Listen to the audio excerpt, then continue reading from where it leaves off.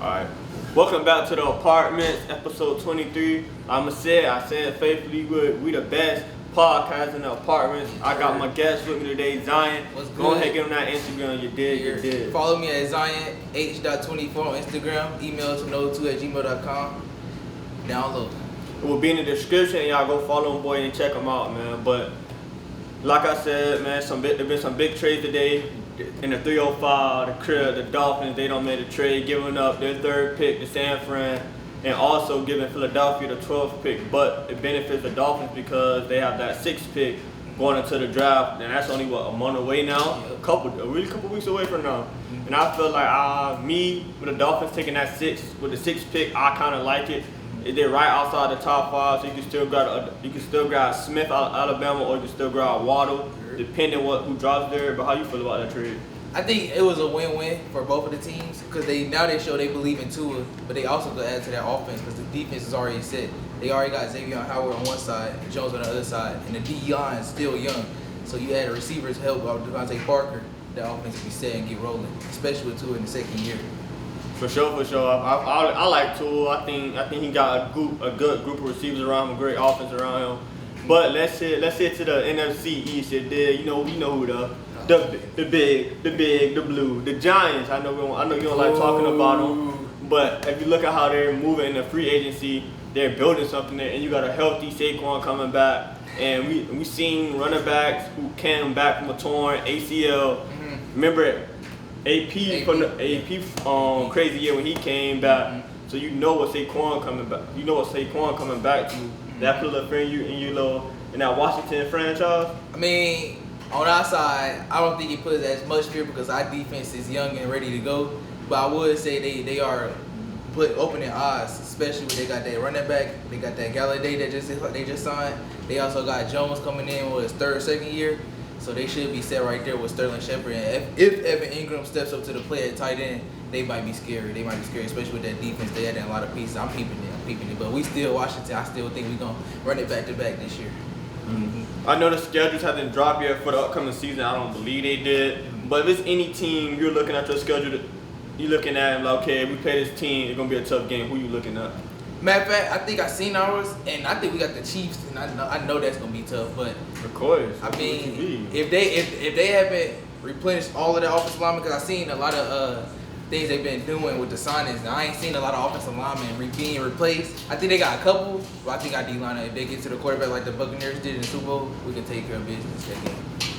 I see you out here making early predictions, but I'm gonna be a little fortune teller myself and tell you the Chiefs got that game. But another team I've been looking at a lot is the Raiders. So I seen the Raiders there. They moved a lot of their offensive line, and it's questionable. But at the same time, we saw John Gruden do a lot of things that were questionable. When he first went to the Raiders, he traded away Khalil Mack and Amari Cooper, and it's like, alright, it worked out for him. Cause look at the Raiders now. You got Josh Jacobs, got one of the league's best tight ends. You got a great receiver going to his second year, so it's starting to work out for him. But they just picked up John Brown also. So that's a lot of speed on that team. Yeah, that should be interesting right there. I just feel like their defense is young and hungry. That D line and that secondary is young and hungry. I feel like once they get that consistent and Derek Carr becomes consistent, because in the beginning of the years he always started off fire. He's already starting off fast, but when it comes to the end stretch, when they need that perk or that peak to make the playoffs, they never make it. So once he makes that leap, they'll be a good team in that AFC division. You talk about secondary a lot, and I think a secondary that we're not talking about, and it's in my division, it's in the AFC West, Denver. They went to go grab Kyle Fuller out of Chicago, now Chicago's best corner. They went to go grab him this past week. So it's like, then you still got AJ Boye. AJ Boye is still okay. So AJ Boye is still over there. Franchise tag and resign Justin Simmons also. So you see what I'm saying? Okay, so now that look a little scary. Yeah. But I know my team, we're a high-power offense and stuff like that. But once you have the secondary, you starting to build, it's a little scary. And I ain't gonna lie, I like Denver. Yeah. I like what Denver have with Jerry Jeudy on the offensive side, KJ Hamler out of Penn State and Sutton. I like that. They kept Melvin Gordon. Yeah. They let Lindsey go. That was but I feel like it was a win-win for them. Either running back would have been good for them. So Denver, they could be a runner up. Like my teams, I see being a run up this year. Yeah. It's Denver, the Raiders, Chargers last, maybe. Because they Chargers, still yeah, but they gonna get there. I see them their third year, they strike. Yeah. Herbert, though, he going to be something to watch. Definitely. He gonna be something to watch. The Browns, they could come back, being another playoff team in their second year. That division. Oh, my goodness. Who you got winning that? Ravens, Browns? I mean, Steelers rebuilding, it look like right now. When I look at the AFC North, what I'm looking at, all three of them teams you just named, they build off defense. Like, I feel like last year the best defenses were Pittsburgh and Baltimore, right by each other. So that's gonna be a dog fight. That's gonna come down to whoever has it the most, in my opinion. But I agree. But then I feel like let's not forget what's going on up on the west side of the West Coast. Yeah. You feel me? With Seattle, the Rams, and Arizona. Yeah. Right now, Arizona like a front runner in their division with who they done picked up JJ, AJ Green. You still got D-Hop. You still got Chandler Jones. It's like I know you lost your running back, but we'll see what they do. Edmonds, I think he personally was better than Drake. He and Drake. So we'll see what they do. If Kyle Murray makes it this year, I think he'll be a franchise QB for them. This is his year to make a statement. I really feel like. Definitely, I feel like this could be Kyler Murray. Yeah, ain't no excuses in my opinion. You got the weapons, you got the defense that gonna get other teams off the field. I want to see what the Rams gonna look like too as well. Matthew Stafford. Matthew Stafford, he's there now, and it's like I feel that could be a nice little duo right with him and the receivers they have. You still got Aaron Donald, Jalen Ramsey, and you only lost one piece in your defense. I think that was Johnson. I think Johnson went to the Browns. The Browns, yeah. So that's about it. But that division gonna be a crazy one. We already know what. Niners. We already know what Russell Wilson brings to the table. He's the beast of the beast. But he's the beast of the beast. Then we got Green Bay, the Cheeseheads. Oh yeah, Minnesota. That division. I feel like Kirk.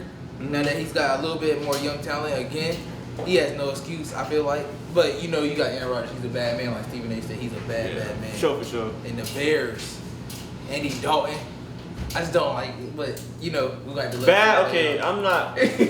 I ain't gonna down talk the Bears, but that was a bad move. Yeah, that was a bad. It was a bad move. Like I feel like the Bears kind of opened that door for Detroit, and I feel like we're not talking about Detroit. Exactly. But we know who Detroit got. They got Jared Goff, a Super Bowl quarterback that been there. So it's like you don't know. So that's a team. Disrespect on his name right now. So I feel that's a team that might slide over the Bears. But like you said, Minnesota gonna be Minnesota. You got Jefferson going to his second year.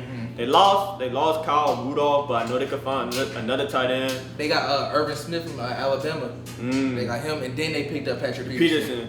A lot of people. I saw one Minnesota fan. He didn't like the pickup. He said Pat P was too old. It wasn't gonna work out like that. Never. It could feel that way, but at the same time, I feel like you always want to bet in your locker room to help the rookies in any position. Like that's why I'm surprised. I'm surprised Richard Sherman didn't get signed yet, because it's like he's a vet, and it's like okay, you want that vet in your locker room just to kind of pave the way for your superstars. Like from my opinion, I feel like Dallas should go sign Richard Sherman instead of wasting the draft pick. Go draft Richard Sherman, let him give advice to Diggs and whoever comes after for Dallas will have that much trouble. That secondary is depleted right now. Definitely.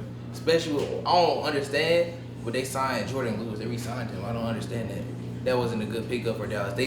He was a producer for him. They re-signed him. So I don't know. That's why I said I think we really got the division on lock right there in NFC East. I want to say you're gonna be biased. I'm not gonna knock you for that, but I'm telling you, the Giants got something they ain't telling us about, and it's kind of scary. And knowing y'all division, all it takes for a team to be 9-7 to make it. That's true. Like nobody in y'all division really runs with the division.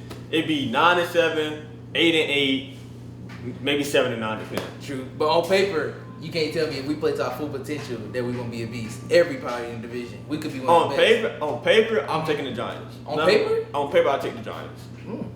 A healthy Saquon.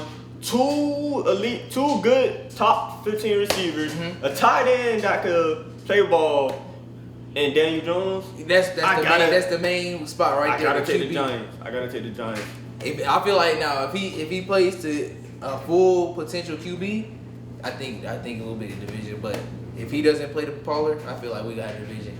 And Dak I mean, Dak and them, you can't sleep on them either. I'm not sleeping on Dallas. Yeah. Only reason I wouldn't pick Dallas is the secondary. That's the only thing that's stopping me from picking Dallas. Even the D-line, even with Dak and Zeke not playing to his good potential, the D-line was even all that this year until the end of the year they started stepping up. So yeah, like I can't play with Dallas because I know Dallas gonna give up 20 plus points a game and Dak gonna have to play catch up, and I'm not finna sit. I'm not finna sit and watch Dallas play catch up. So the best team in y'all division right now is the Giants. Y'all just some chips falling. It's the Giants, but alright now, we got little ghosts in the house. Yeah. But I think we got a Dallas fan in here. I ain't too happy what I just said. Yeah. But yeah, it's the Giants, man. To my opinion, it's the Giants. But I feel like the season gonna be great, man. Yeah. Then like I said, off season. Yeah. Like I said, we got the draft coming up, man. That's when I love watching the draft. I like seeing kids. I like seeing men coming from college and just going to ball out, bro. Mm-hmm. Like, so it's gonna be crazy. And then the draft night, that's where you get your trades at.